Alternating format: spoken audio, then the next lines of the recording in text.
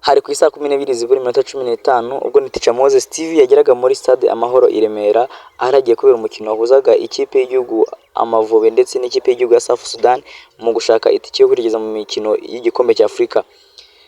Haburaga iminota 15 urumva ko ikibuga cyarimo gitegurwa neza kugira ngo abakinnyi baze gukina neza, abafana bari baje ariko ntago bari ku mubare uhagije, ndetse kandi ku rundi ruhande murabona ko bari bagiye bahari gake ntabwo bari benshi cyane.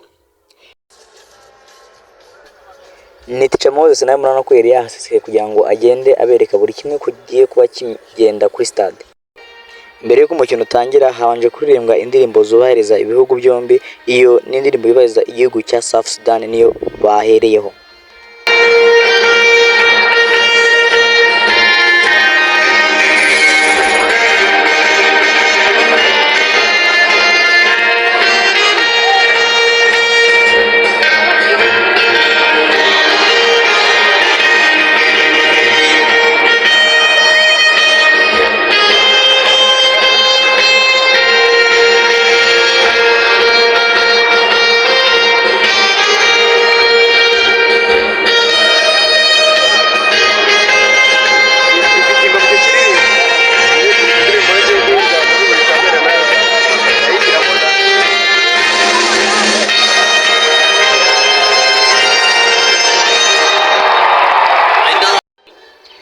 Nyuma yo kuririmba indirimbo yubahiriza igihugu ya South Sudan, umwanya wari ukurikiyeho wari kuririmba indirimbo yubahiriza igihugu cy'u Rwanda nk'uko murimo mubyiyumvira.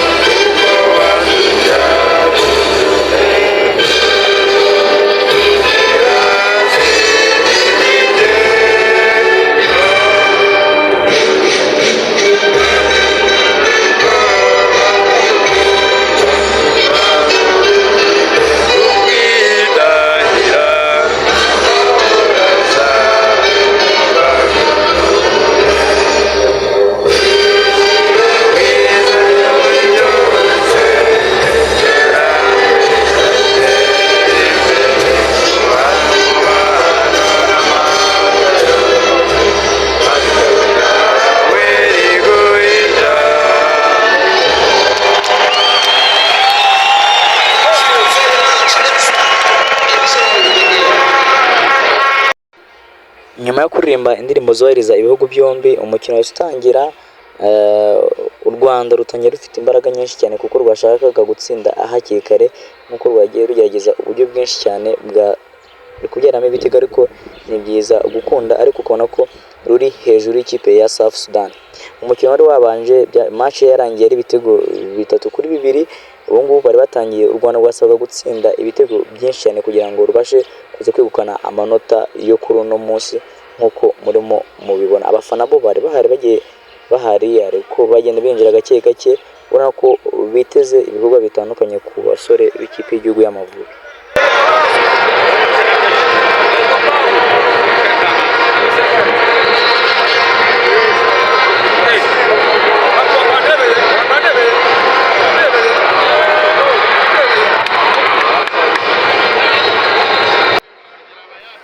Ni umukino kandi wari witabiriwe n'abayobozi bagiye batandukanye, barimo Minisitiri wa Siporo mushya ariwe Neil Mukazayire umaze guhabwa inshingano mu minsi ishize, urabona ko yaricaye muri aho mu myanya y'abanyacyubahiro nk'uko nari maze kubibereka.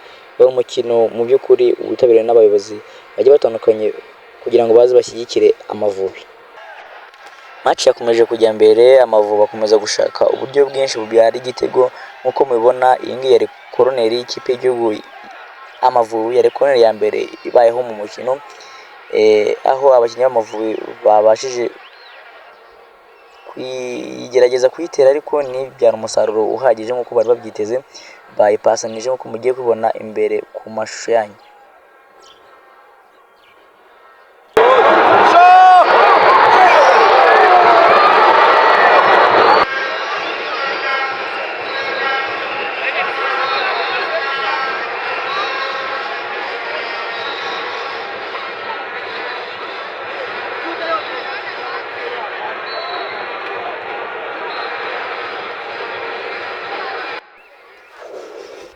mu by'ukuri abakinnyi bose bakinaga muri stade nziza, stade Amahoro isigaye ari stade nziza cyane nk'uko murimo mugenda muyireba.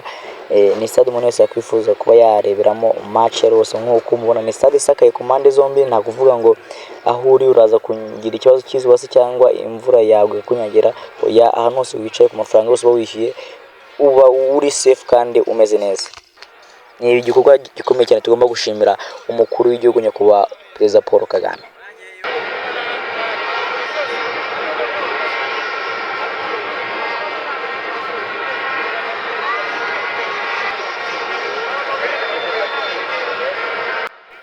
Kuva ku munota 30 ikipe y'igihugu y'u Rwanda Amavubi yacuritse ikibuga ku buryo bukomeye cyane ishaka igitego.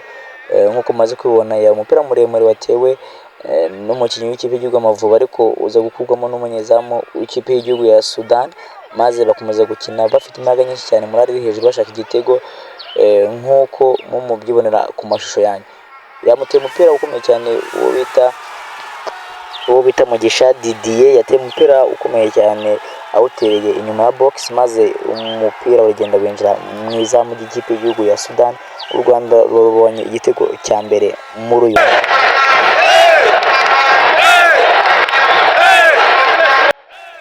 bidatinze cyane. Nyuma y'uko u Rwanda rumaze kubona igitego cya mbere cyari gitsinzwe na Mugisha Didier, u Rwanda rwongeye kubona penalty, maze ihabwa Muhire Kevin Kamemo nka kapiteni, niwe wari ugiye kuyitera. Urabona yuko abafana bari bategerezanyije amatsiko menshi cyane kugira ngo barebe niba ino penalty Muhire Kevin ari buze kuyitsinda. Yasubiye inyuma gake gake maze agaruka imbere awuteye umupira, umuzamu awukuramo. Yamuteye agapira gato cyane ku buryo umuzamu bitamugoye kugakuramo, maze abafana bari binubira cyane la penalty Muhire Kevin yateye, bavuga ati ateye agapenalty k'abana kabisa. Igice cya mbere cyo cyaje kurangira uko nguko ari igitego kimwe ku busa. Igitego kimwe cy'ikipe y'igihugu y'Amavubi ku busa bw'ikipe y'igihugu ya South Sudan. Nk'uko mubibona hano twari muri half time, nawe muramubona ni umukameramani uzwi cyane hano mu Rwanda, mwese muramuzi. So twatanye igice cya kabiri rero, Amavubi nanone atangira ashaka uburyo bwabyara ibindi bitego byinshi cyane nk'uko yari yatangiye abikora mu gice cya mbere.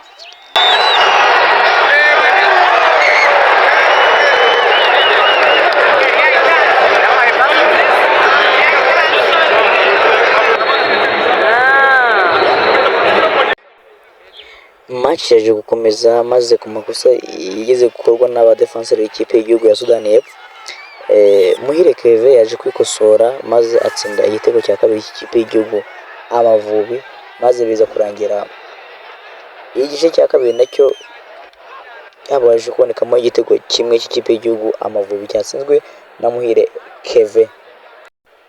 Mu minota 3 y'inyongera yaje kongerwaho n'umusifuzi.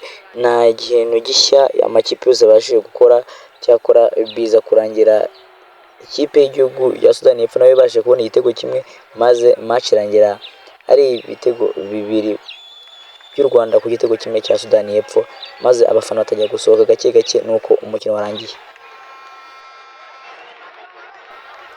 Mbashimiye ko mwabanye na Nitisha Moses TV kuri no mukino wahuzaga ikipe y'igihugu y'u Rwanda Amavubi ndetse n'ikipe y'igihugu ya Sudan y'Epfo. Ndabasaba gukomeza gukora subscribe kugira ngo ibiganiro bice kuri no channel bijye bibageraho uko bwije no bukeye. Imana ibarinde. Nge yari Nitisha Moses.